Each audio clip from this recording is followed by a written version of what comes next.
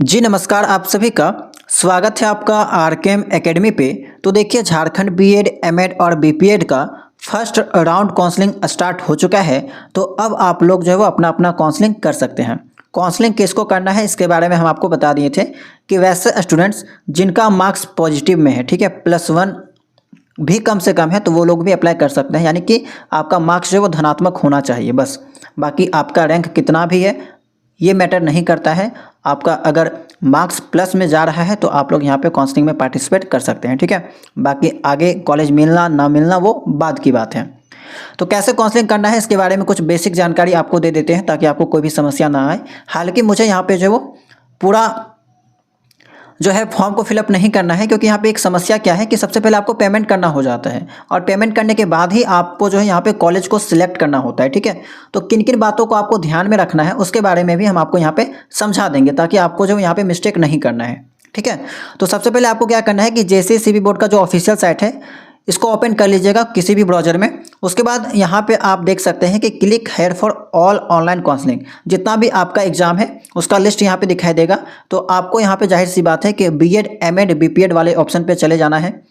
Click higher कीजिएगा। यहाँ पे दो ऑप्शन दिखाई देगा, न्यू रजिस्ट्रेशन और लॉगिन का, ठीक है। राइट साइड आप देख सकते हैं कुछ बेसिक जानकारी दे रखा है कि कब से कब तक आपका फॉर्म फिलअप होगा, कब आप अपने करेक्शन कर सकते हैं, अगर कोई किसी कारणवश कोई मिस्टेक होता है तो करेक्शन भी कर सकते हैं, ठीक है।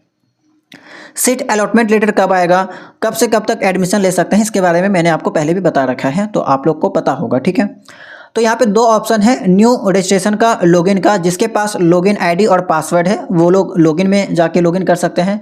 जिनके पास नहीं है, ठीक है, जो भूल गए हैं वो लोग यहाँ पे न्यू रजिस्ट्रेशन पे जाके क्लिक कर सकते हैं, ठीक है। तो बेहतर हम आपको बता देते हैं कि अगर आपको कुछ भी याद नहीं है, ठीक है, आप भूल गए हैं, तो आपको यहाँ पे आ जाना है न्यू रजिस्ट्रेशन पे। रजिस्ट्रेशन नंबर आपको यहाँ पे टाइप करना है, ठीक है। रजिस्ट्रेशन नंबर कहाँ पे मिलेगा, तो जब आप फॉर्म को फिलअप किए थे बीएड, एमएड या बीपीएड का, तो उसी पीडीएफ में आपको रजिस्ट्रेशन नंबर देखने को मिल जाएगा जो कि 5-6 डिजिट का होता है, ठीक है। उसको यहाँ पे फिल करना है।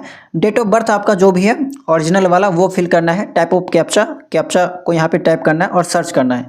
जैसे सर्च कीजिएगा इसी पेज पे आपको लॉगिन आईडी, ठीक है, और यहाँ पे आपका पासवर्ड जो वो दिखाई देगा। लॉगिन आईडी आपका वही रजिस्ट्रेशन नंबर रहता है और पासवर्ड ऑटोमेटिक जनरेट हुआ रहता है जो कि आपका उधर से होता है, ठीक है। जेसीसीबी का जो साइट है उधर से आपका ऑटोमेटिक जनरेट होता है, तो उसको फिल कीजिएगा। यहाँ पे लॉगिन में जाके अपना लॉगिन आईडी और पासवर्ड टाइप कर लीजिएगा, कैप्चा टाइप कीजिएगा, साइन इन कर लीजिएगा। साइन इन हो जाएगा। साइन इन जैसे होगा आपको वहाँ पे सबसे पहले एक सिक्योरिटी प्रश्न पूछा जाएगा, सिक्योरिटी क्वेश्चन, और उसमें 3-4 क्वेश्चन रहता है जिसमें से जैसे पूछा जाएगा कि विच आपका कौन सा फेवरेट मूवी है, ठीक है। फिर उसका जवाब आपको देना है और जवाब देने के बाद आपको कंटिन्यू कर देना है।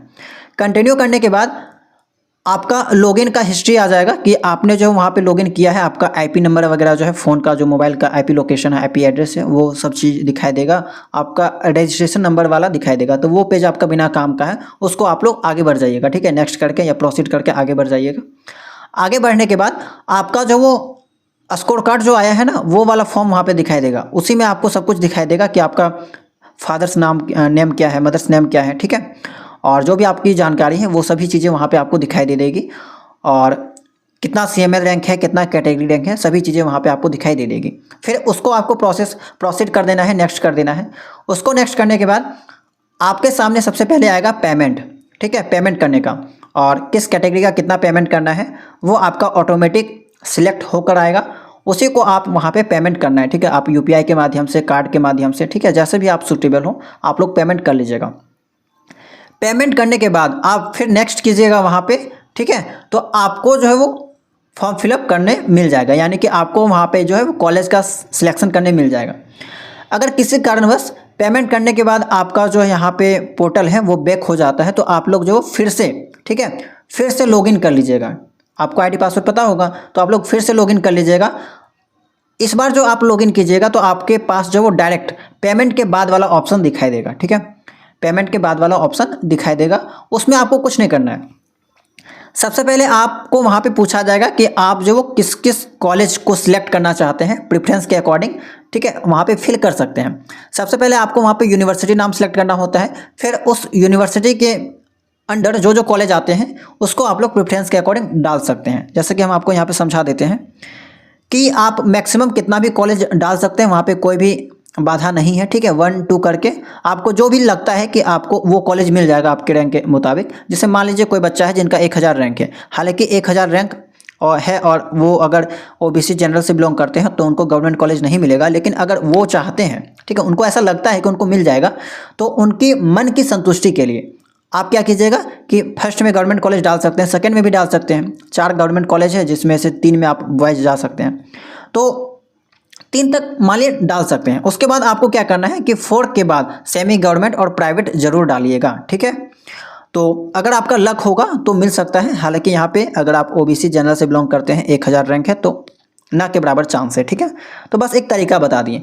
और एक चीज़ ध्यान दीजिएगा जो कि बहुत सारे बच्चे यहाँ पे मिस्टेक करते हैं कि एक ही बार आपको सभी कॉलेज को सिलेक्ट कर लेना है, उसके बाद चॉइस फिलिंग को यहाँ पे लॉक करना होता है, ठीक है। कुछ लोग क्या करते हैं कि एक कॉलेज डाल दिए उसके बाद डायरेक्ट यहाँ पे लॉक कर देते हैं, लॉक का ऑप्शन आता है वहाँ पे, ठीक है। उसको क्लिक मत कीजिएगा, एक ही बार सभी जितना भी आपको कॉलेज चुनना है उसको चुनने के बाद लॉक कीजिएगा, नहीं तो फिर आपको यहाँ पे फंस जाइएगा आप, ठीक है। आपके लिए मुश्किल हो जाएगा, बाद में आप जो वो दूसरा कॉलेज नहीं सिलेक्ट कर पाइएगा, ठीक है। तो जितना भी आपको 5 10 जितना भी कॉलेज सिलेक्ट करना है एक ही बार सिलेक्ट कर लीजिएगा, फिर जाके आप लॉक कीजिएगा। लॉक करने के बाद जो भी आप चॉइस फिलिंग किए हैं आपको वहाँ पे एक पीडीएफ देखने को मिल जाएगा, उसको आप लोग डाउनलोड करके रख सकते हैं। तो बस एक छोटा सा प्रोसेस है जो कि 4 से 5 मिनट का है। हालांकि मेरे पास किसी स्टूडेंट्स का valid email ID, login ID और पासवर्ड नहीं है और मुझे किसी का फॉर्म फिलअप भी नहीं करना है, नहीं तो मैं आपको पूरा प्रोसेस करके बता देता, ठीक है। लेकिन फिर भी मैं आपको एक समरी टाइप का बता दिया हूँ कि कैसे कैसे आपको जो वो सभी प्रोसेस करना है, ठीक है। तो उम्मीद करते हैं कि ये जानकारी आपके लिए हेल्पफुल रही होगी। बाकी अगर किसी स्टूडेंट्स का आईडी पासवर्ड है, ठीक है, तो आप लोग हमारे साथ शेयर कर सकते हैं, हम जो है प्रयास करेंगे कि उसका फॉर्म फिलअप भी हो जाएगा और एक तरह से यहाँ पे कंटेंट भी बन जाएगा, ठीक है। पूरा वीडियो के फॉर्म में हम आपको दोबारा जो वो सभी चीज़ें बता देंगे, ठीक है।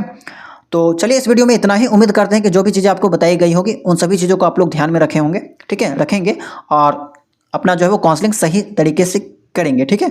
यहाँ पे ज़्यादा हड़बड़ी वाला काम नहीं है, ठीक है। आराम से कीजिएगा और सोच समझ के कॉलेज का सिलेक्शन कीजिएगा अपने रैंक के अकॉर्डिंग। ऐसा नहीं है कि आपका 20,000 रैंक है और आप केवल गवर्नमेंट कॉलेज डाल के प्रोसीड कर दिए, ऐसा नहीं कीजिएगा, नहीं तो फिर आपको कोई भी कॉलेज नहीं मिलेगा, ठीक है।